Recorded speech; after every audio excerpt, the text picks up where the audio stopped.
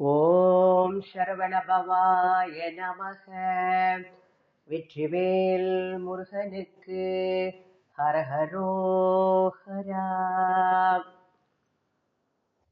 இன்று 78, 79, 80வது பாடல்கள் அனுபவிக்க இருக்கின்றோம் கந்தர் அலங்காரத்தில்.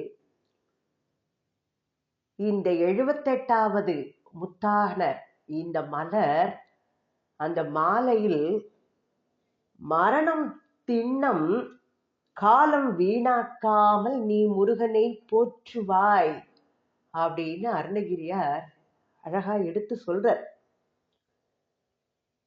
நமக்கு பிறப்பு அப்படின்னு ஒன்று இருக்கும் போதே இறப்பு அப்படிங்கிறது அன்றே தலையில் எழுதப்பட்ட விதி. இது யாராலும் மாற்றப்பட முடியாதது. இதைத்தான் சொல்லுவா, கருவில் உருவாகும் போதே உன் தலையில் என்ன நினைக்கப் போகின்றது இது எழுதப்பட்டு விட்டது, நீ அதை வருவதை எதிர்கொள், அதை நீ மாற்ற நினைக்காதே, முடியாது உன்னால் அப்படின்னு சொல்லுவா. அத மாதிரி என்ன எழுதியிருக்கோ அது நடந்தே தீரும். ஆனால் அந்த நேரத்துல நம்மளால எதுவுமே சொல்ல முடியாது. மரணம் வரும் பொழுது எதுவுமே நம்மளுக்கு ஒத்துழைக்காது. காலம் நம்ம கண்ணுக்கு தெரிவான அடுத்தவர் கண்ணுக்கு தெரியாது. நம்மால் எதுவும் எடுத்து சொல்லவும் இயலாது. அப்போ இந்த மரணம் என்பது திண்ணம்.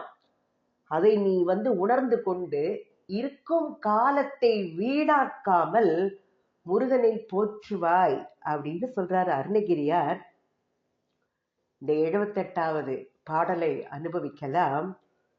கூர்கொண்ட வேலனை போற்றாமல் ஏற்றம் கொண்டாடுவீர்கள், போர்கொண்ட காலன் உமை கொண்டு போம் அன்று பூண்பனவும் தார்கொண்ட மாதரும் மாளிகையும் பணச்சாளிகையும் ஆர்கொண்டு போவரையோ கெடு ஆர்கொண்டு போவர் ஐயோ கெடுவீர் நும் அறிவின்மையே.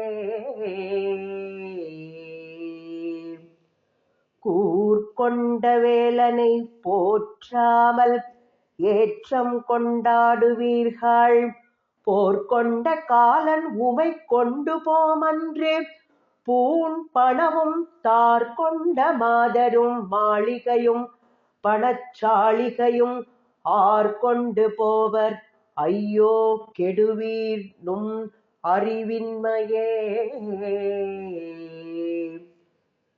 கூர்கொண்ட வேலனை போற்றாமல் ஏற்றம் கொண்டாடுவீர்கள், போர்கொண்ட காலன் உமை கொண்டு போம் அன்று பூண் பணவும் தார்கொண்ட மாதரும் மாளிகையும் பணச்சாளிகையும் ஆர்கொண்டு போவர் ஐயோ கெடுவீர் உம் அறிவின்மையே அப்படிங்கிற. கூர்கொண்ட வேலன், கூர்மையான வேல் படையை ஆயுதமாக கொண்டவன், கூர்மையை உடைய வேல் படையை தரித்த முருகப்பெருமானை, கூர்கொண்ட வேலனை போற்றாமல் ஏற்றம் கொண்டாடுவீர்கள். அவரை துதிக்காமல் ஏற்றம் கொண்டாடுவீர்கள். ஆடை ஆபரணம், இதுதான் வாழ்க்கை.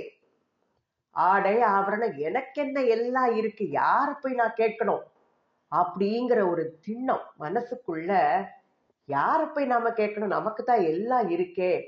கூட்ட குரலுக்கு வேலை செய்யறதுக்கு ஆள் இருக்கா, எதை செய்யறதுனாலும் நம்மள்ட்ட நிறைய பணம் இருக்கு.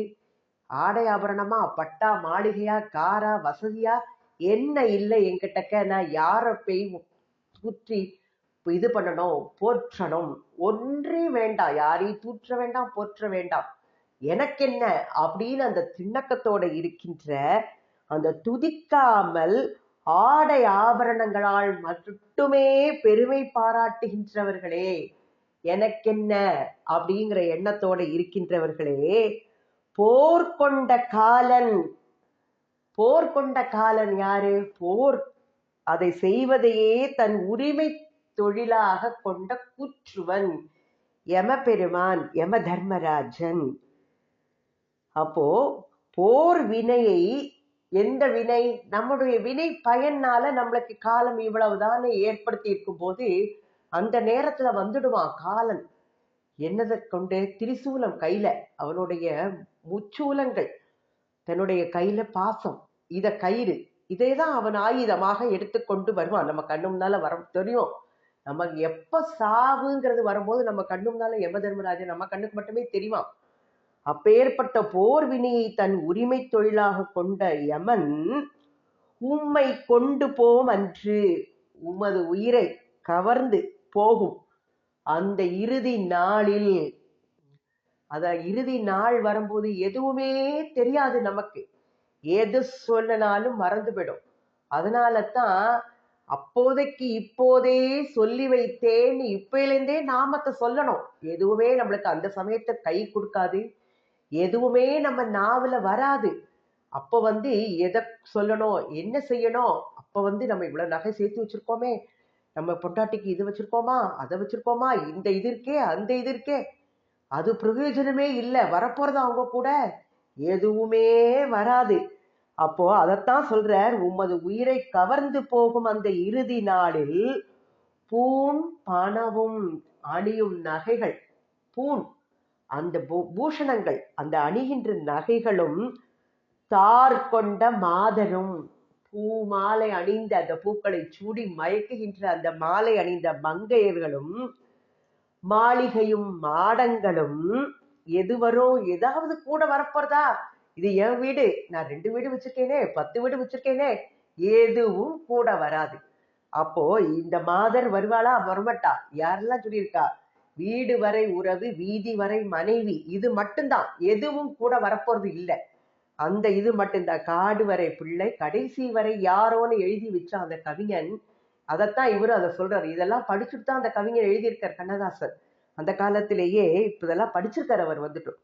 அப்போ இந்த பண மாளிகை, பணச்சாளிகை, பணப்பை இவ்வளவு கட்டி, லட்சம் கட்டி சேர்த்து வச்சிருக்கோம், இவ்வளவு புதைச்சு வச்சிருக்கோமே, அவ்வளவு சேர்த்து வச்சிருக்கோமே, எதுவும் வரப்போறது இல்லை. பணப்பைகளும் ஆர் கொண்டு போவர், யார் எடுத்துக்கொண்டு போவார்களோ, நான் இவ்வளவு வச்சேனே, இருக்கிற நாள்ல செலவழிக்கவும் மாட்டான், தானும் அனுபவிக்க மாட்டான், கொடுக்கவும் மனசு இருக்காது, எல்லாரையும் குறை சொல்லிட்டு இருப்பானே தவிர்த்து தன்னால முடியுமானா அதை செய்யறது கிடையாது, அடுத்த வாழை குறை சொல்லிட்டு இருப்பான். அப்போ அந்த ஆர் கொண்டு போவர், யார் எடுத்துக்கொண்டு போவார்களோ, ஐயோ கெடுவீர், அறிவின்மையே, உங்களுடைய அறியாமை இப்படிப்பட்டதாக இருந்ததே, அது இருந்த விதம்தான் என்னே அப்படின்னு சொல்றார் அருணகிரியார்.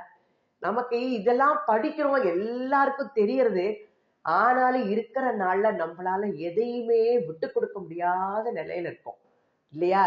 யாருக்காவது கொடுக்கணும்னா மனசு வரதா, எனக்கு வேணும், நாளைக்கு என் குழந்தைக்கு வேணும், என் பேரனுக்கு வேணும், என் பேத்திக்கு வேணும்னு சேர்த்து வச்சுக்கிறோம். நமக்கு இது தெரியறது, நம்ம கூட எதுவுமே வரப்போறது இல்லைன்னு தெரியும், ஆனாலும் கொடுப்பதற்கு மனம் இல்லாமல் இருந்து கொண்டு எல்லாத்தையும் பூதம் காக்கிற புதையல் காக்கிற பூதம் மாதிரி அப்படியே வச்சுட்டு உட்கார்ந்துட்டு இருக்கும்.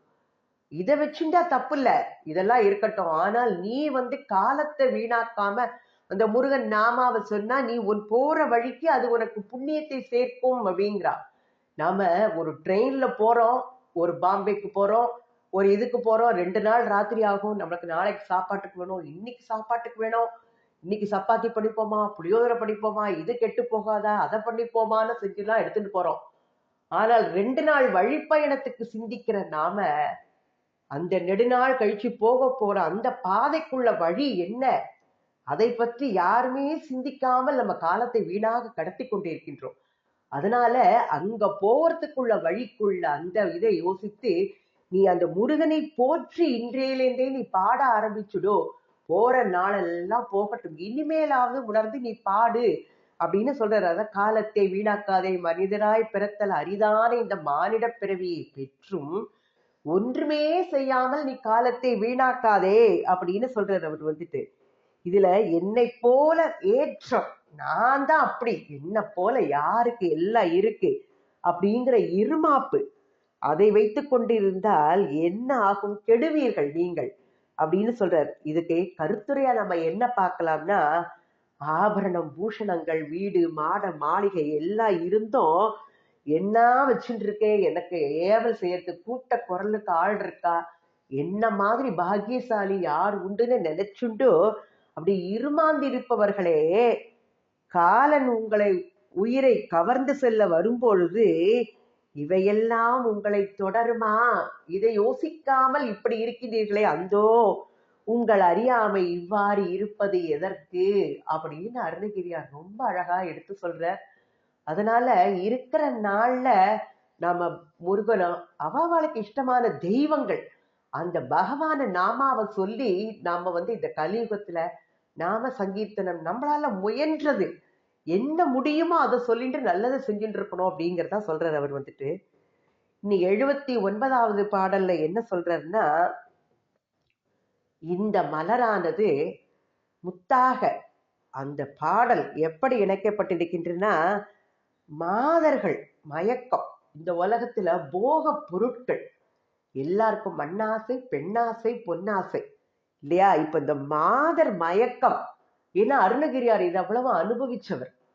ஏன்னா அந்த கீழான அந்த இதுலயே இருந்து பொருள் எல்லாம் தொலைத்து அவருக்கு ஞான உபதேசம் பண்ணும் போதுதான் அவருக்கு இதெல்லாம் தோன்றியதுனால நமக்கு அழகா இதை எடுத்து சொல்றார். மாதர் மயக்கத்தால் நான் வருந்தி கொண்டிருக்கின்றேன், அப்படிப்பட்ட என்னை நீ அவர்களிடமிருந்து காத்து அருளணும் முருகா அப்படின்னு வேண்டிக்கிறார். எப்படி வேண்டிக்கிறார்னு நம்ம இந்த பாடலை அனுபவிக்கலாம். பந்தாடு மங்கையர் செங்கையல் பார்வையில் பட்டு உழலும் சிந்தா குலம் தன்னை தீர்த்தருள்வாய் செய்ய வேள்முருகா, கொந்தார் கடம்பு புடைசூழ் திருத்தணி குன்றில் நிற்கும் கந்தா, விளங்கும் அமராவதி காவலனே. பந்தாடு மங்கையர் செங்கையல் பார்வையில் பட்டு உழலும் சிந்தா குலம் தன்னை தீர்த்தருள்வாய் செய்ய வேல்முருகா, கொந்தார் கடம்பு புடைசூழ் திருத்தணி குன்றில் நிற்கும் கந்தா, விளங்கும் அமராவதி காவலனே. விளங்கு குமரா அமராவதி காவலனே, கந்தா விளங்கு குமரா அமராவதி காவலனே. பந்தாடு மங்கையர் செங்கயல் பார்வையில் பட்டு உழலும் சிந்தா குலம் தன்னை தீர்த்து அருள்வாய் செய்ய வேல்முருகா, கொந்தார் கடம்பு புடைசூழ் திருத்தணி குன்றில் நிற்கும் கந்தா, விளங்கும் இளம் குமரா, கந்தா இளம் குமரா அமராவதி காவலனே. இளம் குமரன், அப்பேற்பட்ட இளமையை உடைய குமரன், கந்தா இளம் குமரா அமராவதி காவலனே. பந்தாடும் மங்கையர், பந்தாடும் மங்கையர்கள் விளையாட்டுல பந்தாடுதல் அப்படிங்கிற ஒரு முக்கியமானது. இளம் கன்னி பெண்கள் எல்லாருமா சேர்ந்து பந்தாடி மகிழ்வா. அந்த காலத்துல ராஜா இதுல அரண்மனையிலேயே அரசியலம் குமரிகள் அந்த அவர்களுடைய சேடி பெண்கள்லாம் பந்தாடி தான் விளையாடுவா. அந்த அவளுக்குன்னு ஒரு உத்தியாவனம் இருக்கும், அந்த நந்தவனத்துல பந்தாட்டம் ஆடுவா. எல்லாருமே அந்த காலத்துல இளம் கன்னியர்கள் ஆடும் ஒரு பந்தாட்டம். அப்படிப்பட்ட பந்தாட்டம் ஆடுகின்ற மாந்தர்களின் செம்கயல் பார்வையில் பட்டு, கயல் செம்கயல் சிவந்த மீன் போன்ற கண்கள், அது விரிக்கின்ற வீசுகின்ற வலையில் சிக்கி உழலும் சிந்தா ஆகுலம் தன்னை தீர்த்து அருள்வாய். அதில் சுழலுகின்ற அந்த சென் போன்ற செங்கயல் விழி சிவந்த மீன் போன்ற கண்களின் வலையில் அகப்பட்டு சுழலுகின்ற அந்த என்னுடைய மனவேதனை, சிந்த ஆகுலம், ஆகுலம்னா வேதனை கஷ்டங்கள், சிந்த ஆகுலம் மனோவேதனையை நீக்கி அருள்வாய் முருகா, செய்யவேல் முருகா, சிவந்த வேல்படையை உடைய முருகப்பெருமானே. கொந்து ஆர் கடம்பு புடைசூழ் பூங்கொத்துக்கள், அந்த கடப்ப மலர்கள் நிறைந்த அந்த பூங்கொத்துக்கள் நிறைந்த கடப்ப மரங்கள் சூழ்ந்து இருக்கின்ற பக்கங்களில் சூழ்ந்து இருக்கின்ற திருத்தணி குன்றில் நிற்கும் கந்தா, திருத்தணிகை அந்த திருத்தலத்தில் அந்த மலையின் மீது நிலை பெற்று இருந்து வீற்றி அருள்கின்ற கந்தனே, குமரா, இளம் குமரா, இளமை பொருந்திய குமார கடவுளே, அமராவதி காவலனே, சொர்க்க பூமியை பாதுகாக்கும் இறைவனே. அமராவதி, ஏன்னா சூரபத்மன் அழிச்சிருந்தான்னா தேவலோகம் அந்த பட்டணமே இல்லாம இருந்திருக்கும். தேவ சேனாதிபதியாக இருந்து சூரபத்மனை வதம் செய்து அந்த அமராவதி பட்டணத்தை காத்தவன் முருகப்பெருமான். அந்த அந்த அப்பேற்பட்ட பூமியை பாதுகாத்த இறைவனே அப்படின்னு சொல்றார். அப்போ பந்தாட்டம் ஆடுகின்ற மாந்தர்களின் சிவந்த மீன் போலும் கண்களான அந்த வலையில் சிக்கி சுழலுகின்ற, அதில் அகப்பட்டு கொண்டு மனோவேதனையை அடைகின்ற என்னை அதிலிருந்து நீக்கி அருள்வாய், அதை போக்கி என்னை தடுத்தாட்கொள்வாய் சிவந்த வேல்படையுடைய முருகப்பெருமானே. பூங்கொத்துக்கள் நிறைந்த அந்த கடப்ப மரங்கள் பக்கங்களில் சூழ்ந்துள்ள திருத்தணிகை, அந்த திருத்தலத்தில் மலையின் மீது நிலை பெற்று வீற்றிருந்து அருள் புரிகின்ற கந்தனே, இளமை பொருந்திய குமாரக் கடவுளே, அமராவதி காவலன், சொர்க்க பூமியை பாதுகாக்கும் இறைவனே அப்படின்னு சொல்றார். அவர் என்ன அழகா சொல்றார். மாதர் மயக்கத்தில் இருந்து என்னை அதிலிருந்து விடுவித்து என்னை காத்தருள்வாய் அப்படின்னு சொல்றார். அப்போ அந்த கண் பார்வை, அது என்ன சொல்றது, அந்த கண்ணுக்கு சிவப்பு சிவந்த ரேகைகள் இல்லையா, அதனாலதான் பட்டு பார்வை அந்த வலை அப்படிங்கிறத சொல்லப்படுறது. கண்ணின் வலையில் பட்டு, கண்ணின் வலை கலந்து அப்படின்லாம் எல்லாம் நிறைய சொல்லியிருக்கா. அந்த கண் வீசுகின்ற வலையில் சிக்கி அப்படின்னு இதுல சொல்லியிருக்கார். அப்ப இதுல கருத்துரையா என்ன சொல்லியிருக்கார், கந்த பெருமானே, மங்கையர் மயக்கத்தினால் வருந்தும் எனது மன துயரம் தன்னை போக்கி என்னை அதிலிருந்து காத்து அருள வேண்டும். உன்னை பாடி பாடி வருவேன், என்னை காத்து காத்தருள்வாய் திருத்தணிகை வாழும் முருகா, உன்னை காண காண வருவேன், என்னை காத்து காத்து அருள்வாய் அப்படின்னு ஒரு பாட்டு இருக்கு. அத மாதிரி திருத்தணிகையில் வாழும் குமரா, என்னை காப்பாற்றி என்னை அதிலிருந்து மீட்டு அருள்வாய் அப்படின்னு வேண்டிக்கிறார். அடுத்தது இந்த 80வது பாடல இந்த ஒவ்வொரு முத்துக்கள், அது மலர் சொல்லலாம், முத்தான மலரா சொல்லலாம், இந்த பாடல்கள் அனைத்துமே முத்துக்கள். அப்படியே அந்த முத்து மலர்கள் கோர்க்கப்பட்ட மாலை. இந்த 80வது பாடல் என்ன சொல்றாருன்னா, ஏற்கனவே சொன்னதை திருப்பி சொல்றார். யமன் வரும்போது நீ என்ன செய்யணும், மயில் மீது விரைந்து என்னை நீ காப்பாற்றி அருளணும் முருகா அப்படின்னு அருணகிரியார் திருப்பி திருப்பி சொல்றார்.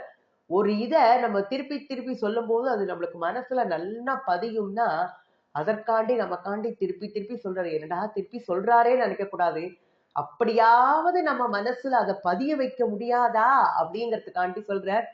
யமன் என் முன்னால் வரும்போது மயில் மீது விரைந்து என்னை நீ காப்பாற்றி உன்னுடைய திருவடியில் என்னை சேர்த்துக்கொள், எனக்கு அந்த பயமே வேண்டாம், எனக்கு அந்த பயம் கிடையாது. அவர் சொல்றார், நீ இருக்கும்போது எனக்கு என்ன கவலை, அதனால எனக்கு என்ன மனக்கவலை முருகா, நீ இருக்கும்போது எனக்கு என்னப்பா கவலை. ஆனாலும் அதை நமக்காக திருப்பி ஒரு தடவை எடுத்து சொல்றார். மாகத்தை முட்டி வரு நெடும் கூற்றன் வந்தால் என் முன்னே தோகை புறவியில் தோன்றி நிற்பாய் சுத்த நித்த முத்தி தியாக பொறுப்பை திரிபுராந்தகனை திரையம்பகனை பாகத்தில் வைக்கும் பரம கல்யாணி தன் பாலகனே. மாகத்தை முட்டி வரு நெடும் கூற்றன் வந்தால் என் முன்னே தோகை புறவியில் தோன்றி நிற்பாய் சுத்த நித்த முத்தி தியாக பொறுப்பை திரிபுராந்தகனை திரையம்பகனை பாகத்தில் வைக்கும் பரம கல்யாணி தன் பாலகனே. மாகத்தை முட்டி வரு நெடும் கூற்றன் வந்தால் என் முன்னே தோகை புறவியில் தோன்றி நிற்பாய், தோகை புறவியில் தோன்றி நிற்பாய் சுத்த நித்த முத்தி தியாக பொறுப்பை திரிபுராந்தகனை திரையம்பகனை பாகத்தில் வைக்கும் பரம கல்யாணி தன் பாலகனே. எப்படி அப்பாவுக்கெல்லாம் பெருமை சேர்த்து அவருடைய புத்திரனேன்னு அழகா கொண்டு வர. முருகான முதல்ல சொல்லிட்டு நிறுத்தலாம், ஆனாலும் பெருமையை எப்படியெல்லாம் அம்மா அப்பா எல்லாரும் எப்படி முக்கியங்கிறதையும் அழகா சொல்லி கொண்டு வர்றார் இதுல. ஏன்னா இள வயதுல அவர் தந்தையும் தாயும் இழந்த அக்காவோட தயவுல வாழ்ந்தவர். அதனால அம்மா அப்பா பெருமையும் அழகா எடுத்து சொல்லிட்டே வர்றார். மாமா அம்மா அப்பா அப்படின்னு அந்த பெருமையெல்லாம் அழகா சொல்லிட்டு வர்றார்.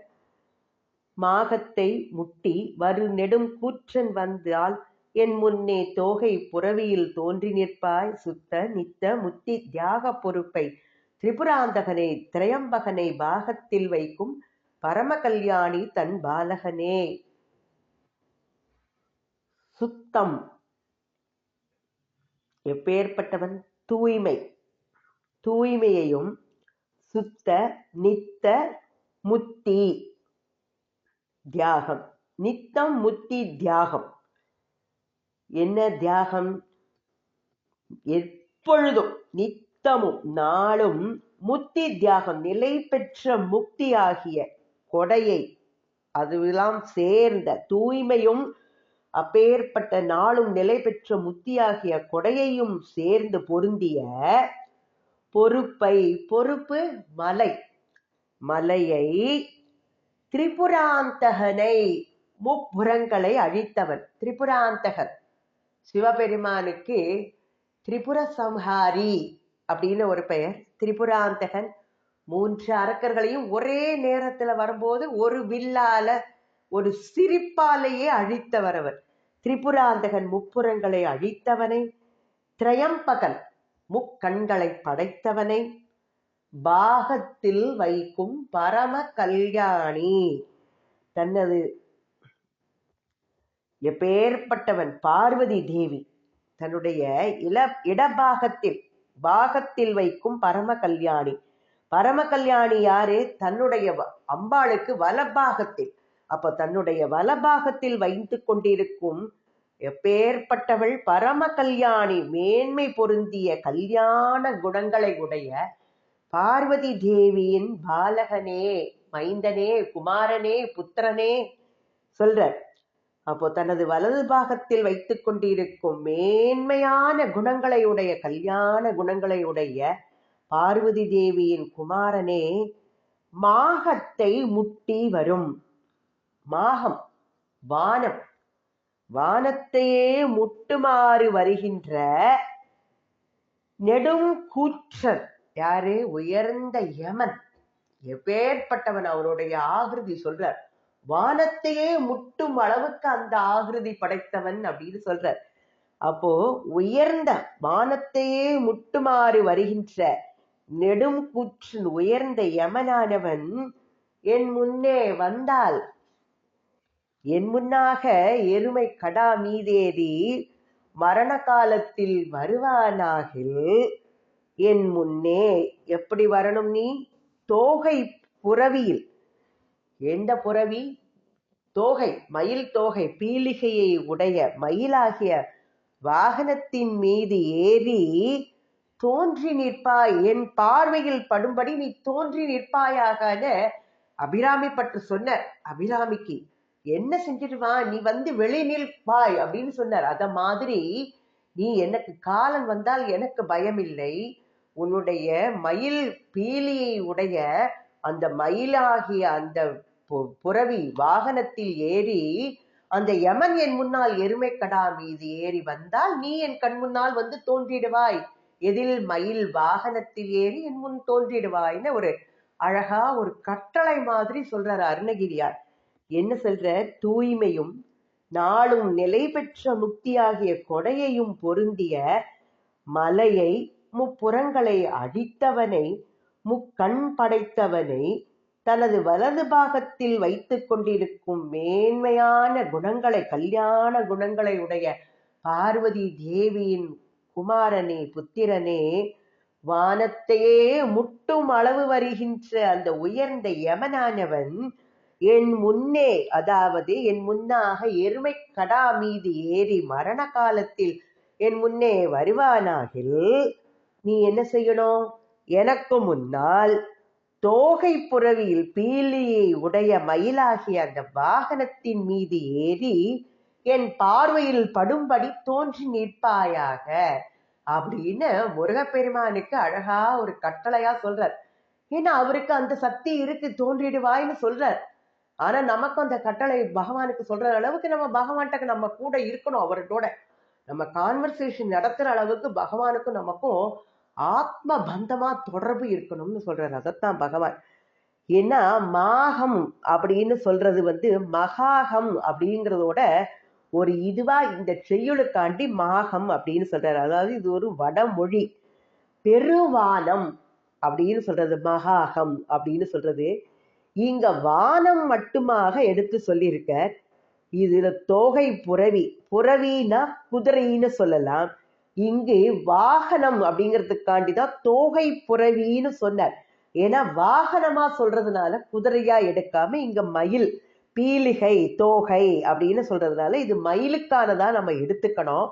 அந்த மலை பொறுப்பு, அதனை ஒத்திருக்கும் சிவபெருமான். அதனால இது பொறுப்பு யாரு? மலை, இமயமலை, கைலாச மலைக்கே அவர் அதிபதி. அப்படி சோதி பொறுப்பே அப்படின்னு சொல்றார். முப்புறங்களும் எரிவதற்கு அவர் ஒரு சிரித்தார். ஒரு சிரிப்பு சிரிச்சு இந்த வில்ல அம்ப இது பண்றாரே தவிர அதுலயே சிவபெருமானுக்கு திரிபுராந்தகன் அப்படின்னு சொல்றார். திரையம்பகன், முக்கண்களை உடையவன் சிவபெருமான். அம்பகம்னா கண்ணு, திரையம்பகம் அப்படின்னு சொன்னா அந்த வில்லை உடையவன் அப்படின்னு சொல்லலாம். திரையம்பகம் அப்படின்னு சொன்னா அந்த திரையம்பகம் என்னும் வில்லினை உடையவன் அப்படின்னு எடுத்துக்கலாம். அப்பேற்பட்ட வில்லினை உடையவன் யமனின் நின்றும் என்னை பாதுகாக்க நீ சிறந்த சிறுவன், பாலகன். ஆனாலும் அது உனக்கு கஷ்டமே இல்லப்பா, உனக்கு ரொம்ப எளிதானது. என்னை பாதுகாக்க நீ பாலகனாயினும் உனக்கு அது எளிமையானது. ஏன்னா திரிபுரங்களையும் எரித்த முக்கண் மூர்த்தியை வலபாகத்தை வைக்கும் திண்மை பொருந்திய பார்வதியின் புத்திரன் நீ அப்படின்னு சொல்றாரு. இதுல எப்படிப்பட்டதா அழகா எப்படி கொண்டு வந்திருக்க, நீ அப்பேற்பட்ட திறமையை உடையவன், உனக்கு இது ஒரு கஷ்டமா அப்படின்னு சொல்றார் அவர் இதுல அழகா கந்தர் அனுபூதியில என்ன சொல்லியிருக்காரு அருணகிரியாரே? சாகாதெனையே சரணங்களிலே காகா நமனார் கலகம் செய்யும் நாள் வாகா முருகா மயில் வாகனனே யோகா சிவஞான உபதேசிகனே அப்படின்னு கந்தர் அனுபூதியில ரொம்ப அழகா எடுத்து சொல்லியிருக்கார். எப்பேற்பட்டவர்! சாகாதனையே சரணங்களிலே காக்கா நமனார், அந்த யமபெருமான் என்னை கலகம் செய்யினால் எனக்கு முன் தோன்றும் போது வாகா முருகா மயில்வாகனனே யோகா சிவஞான உபதேசிகனே நீ என்னை காத்தருள்வாயப்பா அப்படின்னு சொல்றார். இதோட கருத்துரையா நம்ம என்ன எடுத்துக்கலாம்? முருகப்பெருமானே, யமன் என் உயிரை கவரும் போது நீ மயில் மீது ஏறி எனக்கு தரிசனம் தந்து அருள வேண்டும், என்னை காத்து அருள வேண்டும் முருகப்பெருமானே அப்படின்னு வேண்டிக்கிறார். நாம இப்போதுலேருந்தே அவர் சொன்ன மாதிரி இன்னுமேலாவது காலத்தை வீணாக்காமல் அவன் சரணங்களில் நம்ம அவனை என்னையும் நீ ஏற்றுக்கொள்வாயப்பா முருகா அப்படின்னு வேண்டி பணிந்து வணங்கி நிற்போம். முருகா சரணம், முருகா சரணம், முருகா சரணம்.